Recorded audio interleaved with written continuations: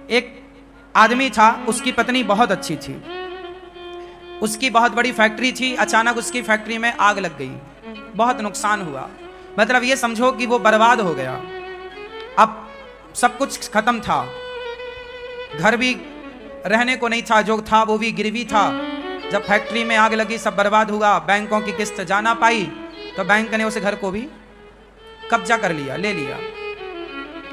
दोनों पति पत्नी किराए के घर में आ गए। अच्छा खासा जीवन था, बड़ी लग्जरी जिंदगी थी, पर समय बदलते देर कहां लगती है।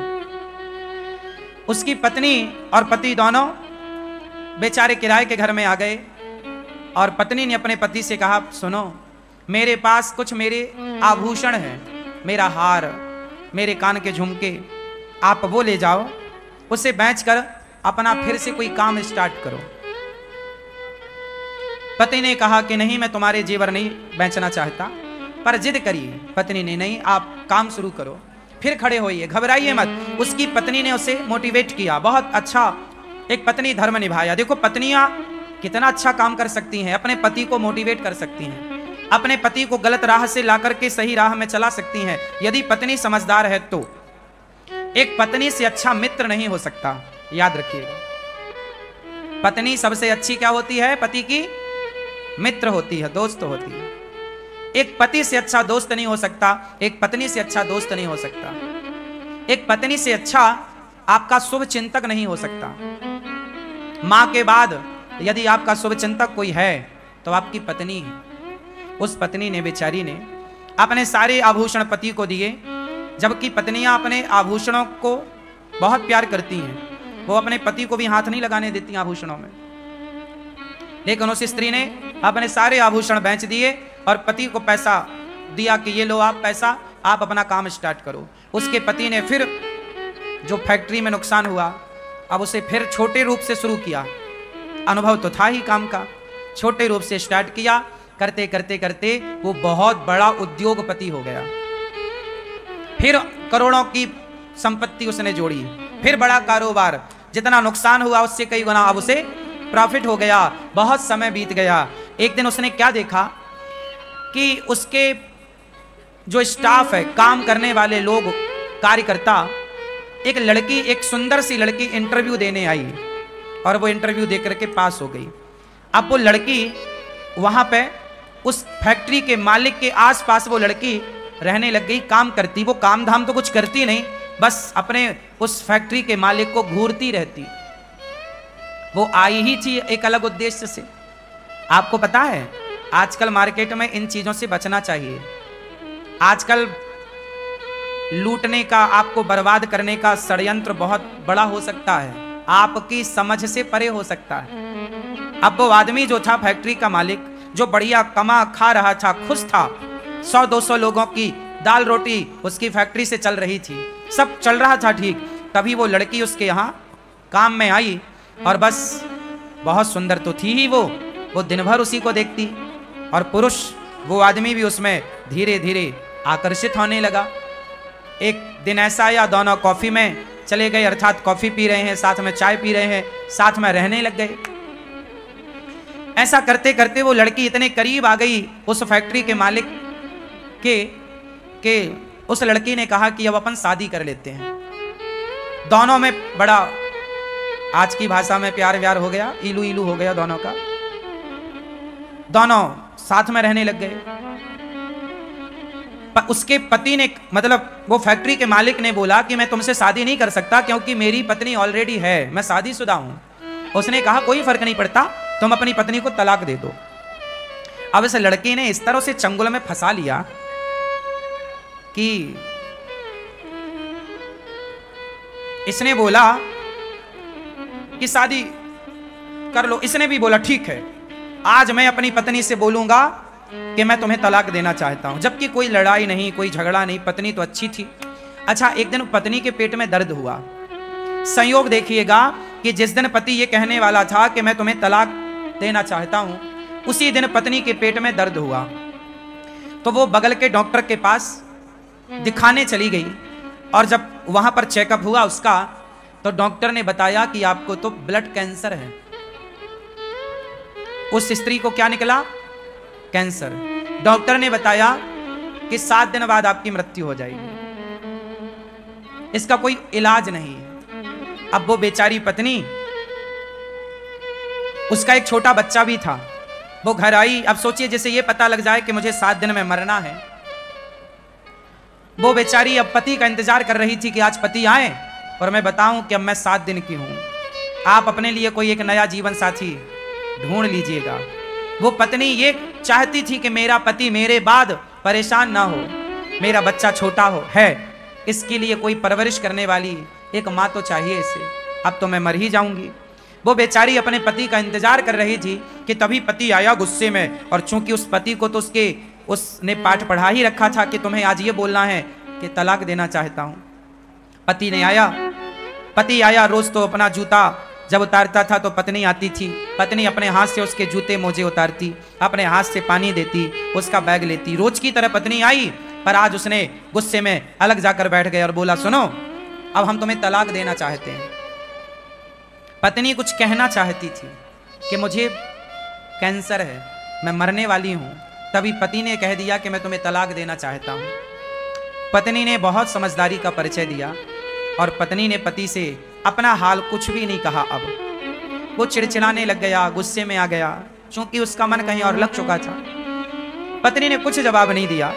पत्नी ने कहा, अच्छा ठीक है, आप मेरे से तलाक लेना चाहते हैं? हाँ, मैं 7 दिन बाद आपको तलाक दूंगी, मैं आपको 7 दिन बाद तलाक दूंगी, परंतु आप मुझे इन 7 दिनों में जैसे पहले प्रेम करते थे उसी प्यार से आप मुझे 7 दिन रखेंगे, 7 दिन बाद मैं आपको तलाक दूंगी। पति को लगा ये तो बहुत सस्ता है, उसे तो लगा ये कोई अपना हिस्सा मांगेगी, पैसा मांगेगी, प्रॉपर्टी मांगेगी, पर उसने तो कुछ भी नहीं। उसने कहा मुझे कुछ नहीं चाहिए, केवल आप मुझे 7 दिन खूब प्यार कीजिए, रोज अपने पास बिठाइए, मेरे पास आकर बैठिए, मेरे साथ खाइए, नाश्ता मेरे संग कीजिए, भोजन मेरे साथ कीजिए, रात्रि को प्रेम पूर्वक हम दोनों पार्क में घूमेंगे और आप हमारे साथ रहेंगे। आप हमारे लिए वैसी ही बातें करेंगे 7 दिन जैसे शादी के बाद आप हमसे करते थे। पति को लगा अच्छा, पति को नहीं पता था कि ये केवल 7 दिनों की है, लेकिन अब पत्नी को पता था कि अब चलो मैं तो 7 दिन की हूं, पर इन्हें तलाक देना है, कोई बात नहीं। अब सोचिए उस स्त्री का दिल कितना बड़ा रहा होगा, कोई और होती तो भड़क जाती, पर उस स्त्री ने कोई जवाब नहीं दिया। एक दिन बीता, उसके पति ने भी खूब प्यार दिया उसे, बनावटी प्यार था अब तो, पर किया। रोज उसके साथ अच्छे से खाता पीता, चलता फिरता, टहलता, हंसता, सब बढ़िया। 7 दिन, 1 दिन, 2 दिन, 3, 4, 5, 6, आज 7वां दिन था, आखिरी। आज पत्नी ने अपने पति की आरती उतारी, उसके माथे पर तिलक किया और आज उसे उसके काम के लिए भेजा जहां वो फैक्ट्री रोज जाता था। और जब उसका पति आज घर से गया ना, तो उसके मन में विचार आया कि मेरी पत्नी देखो मेरे से कितना प्यार करती है, मैंने कहा कि मुझे तलाक चाहिए तो उसने मेरे खातिर कि यदि मैं खुश हूं तो मेरी खुशी के लिए वो तलाक भी देने को तैयार हो गई। अब बताइए इससे बड़ा प्रेम क्या होगा। यदि पति तलाक चाहता है तो पति की प्रसन्नता के लिए वो तलाक देने को तैयार है। वो मेरे लिए, मैंने तलाक का बोला फिर भी वो मेरे से प्यार करती है। और ये जो लड़की मुझे मिली है ये तो मेरी दौलत की भूखी है। मेरी पत्नी ने तो अपने जेवर बेचकर मेरा ये कारोबार खड़ा किया। मेरी पत्नी मेरे सुख में मेरे दुख में सदा रही है। आज मेरी पत्नी ने कितना साथ दिया आज तक, और मैं किसी एक लड़की, एक स्त्री के चक्कर में आकर एक सुंदर पत्नी का, एक पतिव्रता नारी का मैं त्याग कर रहा हूं। लो भैया, अचानक भगवत कृपा देखो, उस आदमी का हृदय परिवर्तन हो गया बिना कुछ के। याद रखिएगा, ईश्वर न्याय करते हैं, ईश्वर न्याय करते हैं। उसका हृदय बदल गया और वो आज सारा काम छोड़कर ऑफिस का दिन को ही भागा घर की ओर के मैं अपनी पत्नी से माफी मांगूंगा, सॉरी बोलूंगा कि मैं तो जो तलाक का बोला मैं मजाक कर रहा था। उस लड़की को उसने अपने दफ्तर से हटाया, काम से निकाला। उसके चक्कर में उसने कहा कि मेरी पत्नी के गालों में झुर्रियां पड़ गई हैं, ये लड़की जो मुझे मिली है ये बड़ी सुंदर है, मैं इस सुंदरता के कारण इस पे मर रहा था, जबकि मेरी पत्नी ने मेरा कितना साथ दिया। संसार की चमक दमक सुंदरता पे नहीं लट्टू होना चाहिए। आपकी पत्नी आपकी जीवन संगनी है, उसे छोड़कर पराई स्त्री के बारे में सोचना पाप है। चमड़ी का मोह, चमड़ी से इतना प्यार ना करना, चमड़ी के इतने गुलाम ना हो जाना कि आप उस चमड़ी के चक्कर में सारे गलत काम करने लग जाओ। वो आदमी फैक्ट्री का मालिक दौड़ा दौड़ा घर गया। जैसे ही घर पहुंचा तो दरवाजा खोले थे। घर के अंदर प्रवेश किया, आवाज लगाया उसने अपनी पत्नी को, पर पत्नी ने कहीं से कोई रिस्पांस नहीं दिया, कोई आवाज नहीं आई लौटकर। वो सोचा रसोई में होगी, रसोई में पत्नी नहीं, यहां होगी वहां होगी, सारी जगह देखा, उसकी पत्नी थी ही नहीं। तब वो अपनी पत्नी के कमरे में गया ऊपर, और जब कमरे में जाकर देखा तो उसकी पत्नी बिस्तर पर पड़ी हुई थी और बगल में एक कागज था। वो कागज में कुछ लिखा था। वो पत्नी को जगाया, अरे देखो मैं आ गया भाग्यवान, सुनो मैं तो तुमसे मजाक कर रहा था, मुझे माफ कर दो, सॉरी। वो बहुत बोलता जा रहा, पर पत्नी तो सुनने को तैयार नहीं, वो तो बिस्तर में पड़ी। वो पड़ी क्या थी? वो मर चुकी थी, लेकिन मरने के पहले उसने एक पत्र लिखा था अपने पति के लिए। अब उस कागज में क्या लिखा? अब ये पति उस कागज तक पहुंचा और पढ़ने लगा, और जब पढ़ा तो उसमें पत्नी ने लिखा था, मेरे पति परमेश्वर, मैं भगवान से प्रार्थना करती हूं कि हर जन्म में मुझे आप जैसा पति मिले। मेरे पति परमेश्वर, आप जैसा पति पाकर मैं बहुत खुश हूं, मुझे आपसे और भगवान से कोई शिकायत नहीं है। आपकी खुशी थी, आप मेरे से तलाक चाह रहे थे, मैं चाहती तो आपको तलाक उसी दिन देती, लेकिन जब आप तलाक लेते मेरे से, तो जो हमारा छोटा सा बालक है, बच्चा है, जब वो ये देखता कि मेरे पिताजी मेरी माँ से तलाक लेना चाहते हैं, तो मेरे बच्चे के संस्कार बिगड़ते और मेरा बालक बड़ा होकर वो आपका शत्रु बन जाता कि मेरे पिता ने मेरी माँ को छोड़ा था। तो कहीं मेरे बच्चे के अंदर आपके प्रति कोई शत्रु भाव पैदा ना हो जाए, इसलिए मैंने आपको तलाक नहीं दिया। जिस दिन आपने मुझे तलाक का बोला, उसी दिन मैं डॉक्टर के यहाँ गई थी। उसने मुझे चेकअप करके बताया कि मुझे ब्लड कैंसर था, मैं 7 दिन बाद मरने ही वाली थी। मुझे लगा कोई बात नहीं, आपको भी तलाक चाहिए, तो मैंने सोचा कि 7 दिन बाद तलाक दूंगी, 7 दिन बाद तो मैं सदा के लिए चली जाऊंगी। आपका जिससे मन करे आप विवाह करके अपना घर बसाइएगा, बच्चे के संस्कार ना बिगड़े, इसलिए मैंने आपको कोई जवाब नहीं दिया। क्योंकि हमारे बच्चे जब हमें आपस में लड़ता झगड़ता देखेंगे तो बच्चों के संस्कार बिगड़ते हैं। मैं नहीं चाहती कि मेरे बच्चे के संस्कार बिगड़े। बस अब मैं कैंसर की मरीज थी, 7 दिन पूरे हो गए, मैं जा रही हूं, अब आप अपना घर बसाइएगा, आप खुश रहिएगा। ऐसा लिखकर वो बेचारी सदा सदा के लिए चली गई। अब इसका पति ये पत्र पढ़ करके जो रोना शुरू किया, हे भगवान, मेरे से कितनी बड़ी गलती हो गई, मेरी पत्नी मरने की स्थिति में थी और मैं उसका साथ ना दे सका। अच्छा इलाज कराता, अच्छे जगह दिखाता, शायद मेरी पत्नी बच जाती, कोई बढ़िया डॉक्टर को मैं चुनता, शायद बच जाती। लेकिन वो पराई स्त्री के चक्कर में फंसकर अपनी एक सुंदर पतिव्रता नारी को अंत में बड़ा दुख दिया। अब कोई पत्नी को यह पता चले कि मेरा पति मुझे तलाक देना चाहता है, और वो भी अंत समय में, उस पत्नी को खुशी तो हो ही ना होगी। वो बेचारी चल बसी। कहा था उसने बच्चे को आप अच्छे संस्कार दीजिएगा। वो आदमी रोया और सारी जिंदगी के लिए मन में एक प्रश्न खड़ा हो गया कि मैंने ऐसा क्यों किया। उसने अपने आप को कभी माफ नहीं किया। फिर उस आदमी ने विवाह नहीं किया, बच्चे को पढ़ा लिखा कर योग्य बनाया। ये कहानी नहीं है, एक सत्य घटना है, एक सत्य लेख है। वो मैंने कहीं पढ़ा तो मैंने आपको सुनाया। आपकी पत्नी के साथ कभी ऐसा ना हो, आपके साथ कभी ऐसा ना हो। संसार की चमक दमक देखकर अपने परिवार को ना छोड़ना।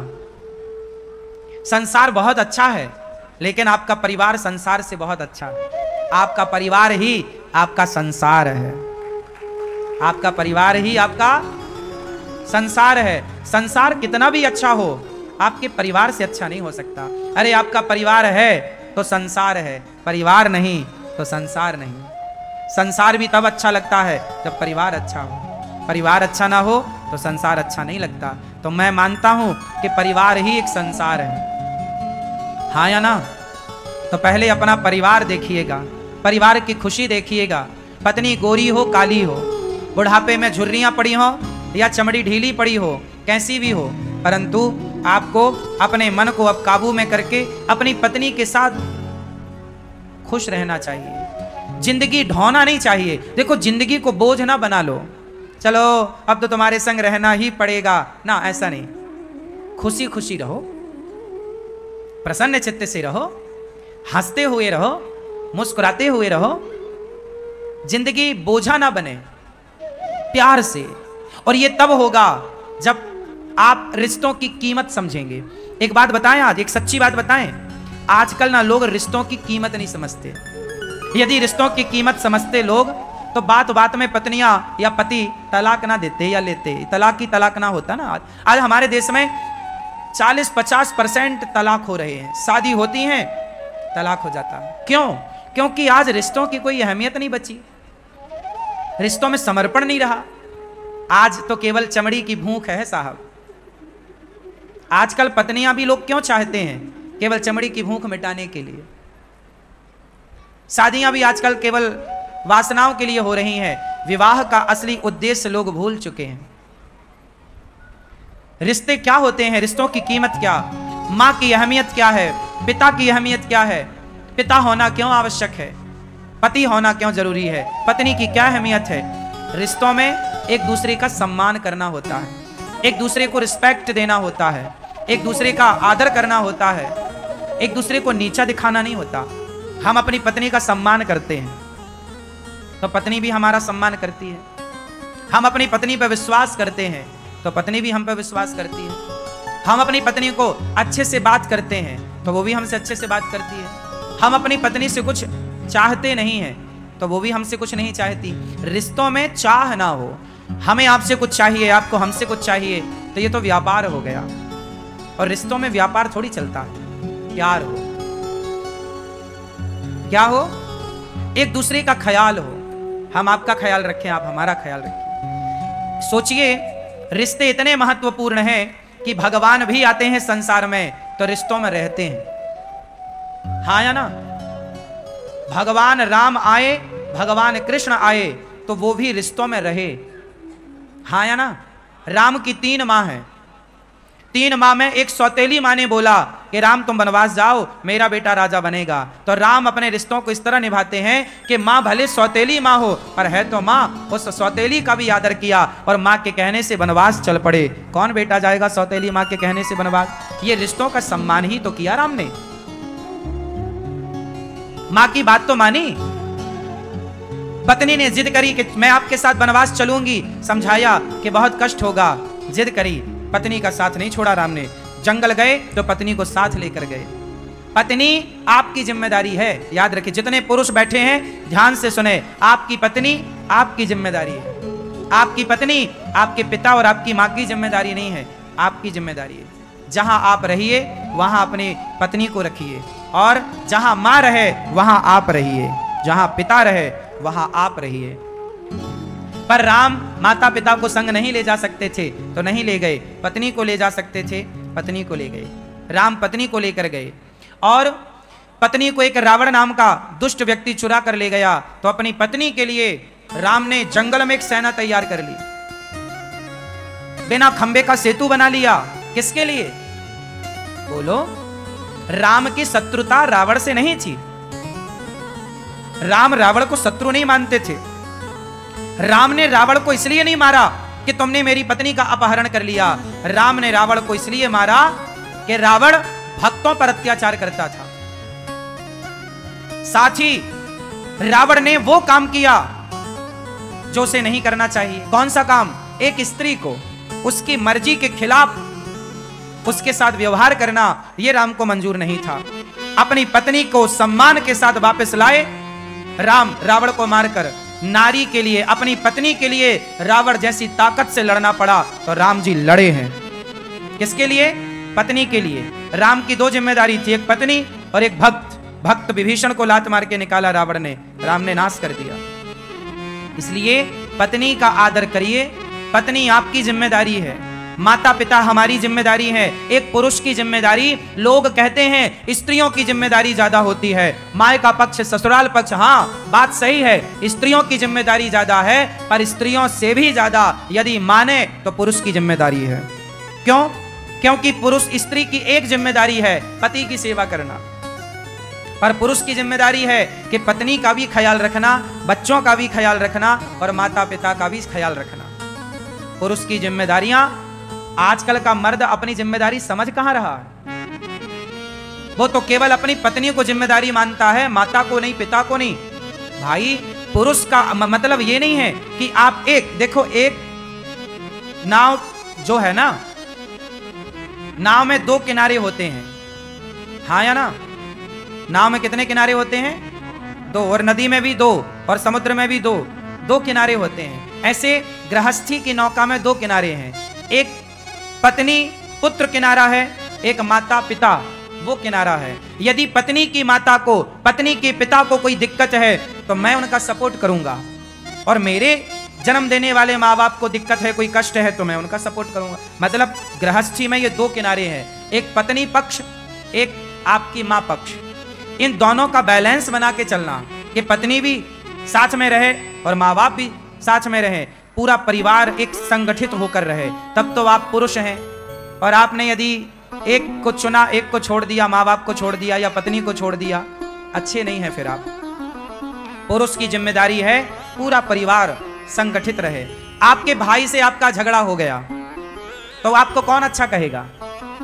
लोग क्या कहेंगे, यार ये तो अपने भाई से लड़ता है, ये तो अपने भाई का सगा नहीं है। सुनो, कल आपके बच्चे होंगे तो आप अपने आपके दो बेटे हैं माना कि, तो आप अपने दोनों बेटों को क्या बताओगे, बेटा तुम दोनों भाई बड़े होके प्रेम से रहना। कैसे प्रेम से रहना? जैसे हम दोनों भाई प्रेम से रहते हैं। यदि हम दोनों भाई प्रेम से रहते हैं तो हम अपने बच्चों को कह सकते हैं कि तुम भी दोनों भाई प्रेम से रहना। जब हम दोनों भाई प्रेम से नहीं रहते तो अपने बच्चों को हम क्या सिखाएंगे? लव कुश प्रेम से रहेंगे, लव कुश प्रेम से रहेंगे। क्यों? क्योंकि भरत और राम प्रेम से रहते हैं। भरत और राम आपस में लड़ते तो लव कुश भी आपस में लड़ते हैं। माँ बाप से बच्चे सीखते हैं। और मैं आपसे एक बात कहूं, आप अपने बच्चों को किसी और का उदाहरण ना दिया करो, आप खुद ऐसा जीवन जियो कि आप अपना उदाहरण बच्चों को दो कि बेटा जीवन ऐसे जिया जाता है, जीवन को जी करके बताओ। बात समझ में आ रही है? हाँ या ना? तो कैसे जियोगे जीवन? घर में बंटवारा कर लो अपने भाई से, भाई का बंटवारा हो जाए, बात सही है। चूल्हा चक्की अलग है, बात सही है। पर देखो, अलग होना अलग विषय है, लेकिन अलग होके झगड़ा करके अलग होना और अलग होके झगड़े में रहना नहीं। अलग रहो, कमाओ अलग, खाओ अलग, लेकिन सुख दुख में एक दूसरे के साथ कंधे से कंधा मिलाकर खड़े रहो। यही परिवार है और यही परिवार का सुख है।